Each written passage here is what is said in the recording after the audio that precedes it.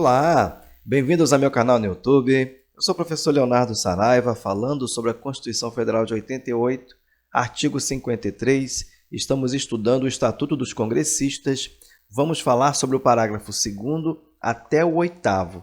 Vamos falar da imunidade formal. Vamos à leitura do dispositivo. Artigo 53. Os deputados e senadores são invioláveis civil e penalmente por quaisquer de suas opiniões, palavras e votos. Parágrafo 2º. Desde a expedição do diploma, os membros do Congresso Nacional não poderão ser presos, salvo em flagrante de crime inafiançável. Nesse caso, os autos serão remetidos dentro de 24 horas à casa respectiva, para que, pelo voto da maioria de seus membros, resolva sobre a prisão. Nós estamos falando aqui no artigo 53, parágrafo 2º, da imunidade formal à prisão. Lembra do nosso quadro da aula passada? Nós vimos o artigo 53, nós falamos sobre a imunidade parlamentar, vimos que ela se divide em imunidade material, imunidade processual ou formal ou adjetiva. Vimos que o caput do artigo 53 ele vai trazer a imunidade material e os parágrafos 2º a 5º, a imunidade formal à prisão ou ao processo, ok? O parágrafo 2º vai tratar da imunidade formal ou adjetiva ou processual à prisão. E é isso que diz o texto. Veja, desde a expedição do diploma,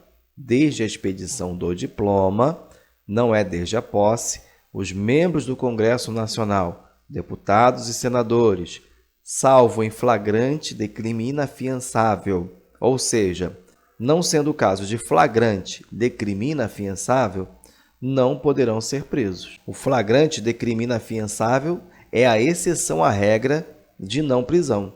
E nesse caso, o caso de flagrante de crime inafiançável, os autos serão remetidos dentro de 24 horas à casa respectiva, para que, pelo voto da maioria de seus membros, resolva sobre a prisão.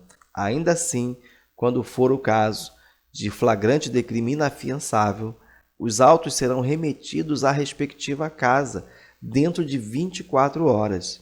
Ou seja, sendo um deputado federal, à Câmara dos Deputados, sendo um senador, ao Senado Federal. E pelo voto da maioria dos seus membros, quais membros? Os membros da respectiva casa. Maioria absoluta, ok? Que deverá resolver sobre a prisão. Pois é, verdade. É uma interferência do Legislativo no Judiciário e de forma flagrante. Mas para a sua prova, para o seu concurso, fique com as informações que eu vou lhe passar. Pois bem, este é o parágrafo 2º e deve ser estudado juntamente com os outros. Por quê?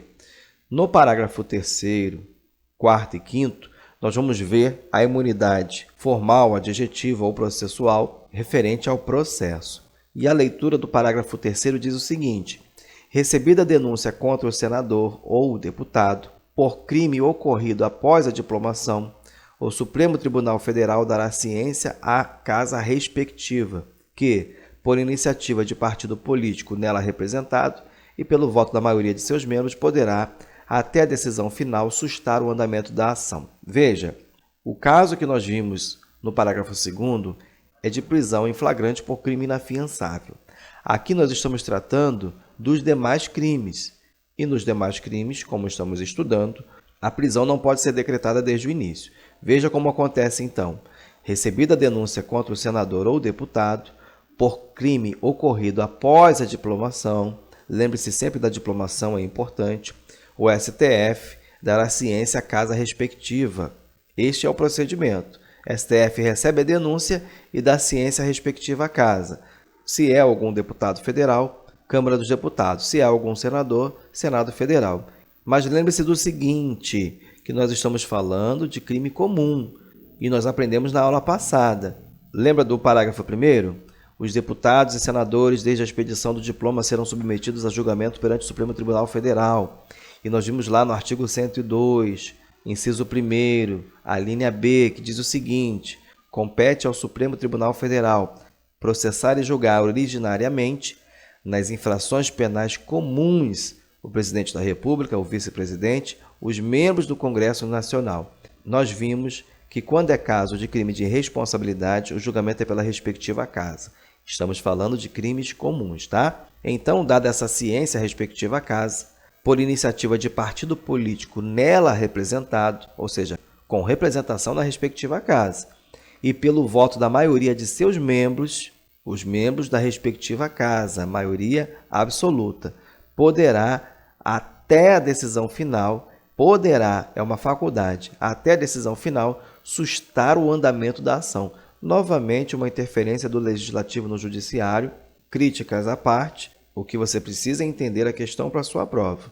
Então, a respectiva casa pode sustar o andamento da ação. Ora, no parágrafo 4º você vai ver, o pedido de sustação será apreciado pela respectiva casa no prazo improrrogável de 45 dias do seu recebimento pela mesa diretora. Então, a respectiva casa pode sustar o andamento da ação. Interferência do Legislativo no Judiciário. E o parágrafo 15 vai dizer o seguinte: a sustação do processo suspende a prescrição enquanto durar o mandato. Grave isso para a sua prova, apenas enquanto durar o mandato. Esquematizando, fica da seguinte forma: crime em flagrante e inafiançável. O parlamentar pode ser preso, mas os autos serão remetidos dentro de 24 horas à casa respectiva para que, pelo voto da maioria absoluta de seus membros, resolva sobre a prisão. Nós vimos no parágrafo 2º. Os demais casos, não pode ser preso e o processo corre pelo STF. Crimes comuns, como nós falamos. A casa pode sustar o processo por iniciativa do partido político e pela maioria absoluta até a decisão final. Se tiver iniciativa, tem 45 dias para decidir. Sustou, suspende a prescrição enquanto durar o mandato. Não sustou, o processo continua e, se condenado, a casa decide sobre a perda do cargo. Ok? Esquematizado para você, então, fica muito mais fácil na hora de resolver a questão. Vamos dar sequência. A partir do parágrafo 6º, nós temos outras prerrogativas, tá? E vai dizer o seguinte: os deputados e senadores não serão obrigados a testemunhar sobre informações recebidas ou prestadas em razão do exercício do mandato, Informações recebidas ou prestadas em razão do exercício do mandato, ok? Nem sobre as pessoas que lhe confiaram ou deles receberam informações. Uma prerrogativa importante para o livre exercício do mandato: a incorporação às Forças Armadas de deputados e senadores, embora militares, e ainda que em tempo de guerra, dependerá de prévia licença da casa respectiva. Aqui você precisa gravar o seguinte: qualquer incorporação às Forças Armadas de deputados e senadores vai depender de prévia licença da respectiva casa. Quer esse deputado ou senador seja um militar na reserva, quer estejamos em tempo de guerra, depende de prévia licença da casa respectiva. E o parágrafo 8º, muito cobrado: as imunidades de deputados ou senadores subsistirão durante o estado de sítio. Não é estado de defesa, não é intervenção federal, é estado de sítio.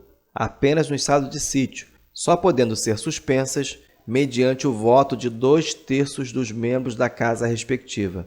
Mediante os votos de 2/3 dos membros da casa respectiva. Nos casos de atos praticados fora do recinto do Congresso Nacional. É caso de atos praticados fora do recinto do Congresso Nacional e também que sejam incompatíveis com a execução da medida. Gravou? Anota para sua prova. Na próxima aula, artigo 54, continuaremos a falar sobre o Estatuto dos Congressistas, iremos para a parte 3, afinal de contas, não vamos tratar só de imunidade, mas também de impedimentos. Artigo 54, importantíssimo, não perca a próxima aula. Chegamos ao fim. Se você gostou, curta, compartilhe, se inscreva no canal e Deus abençoe você.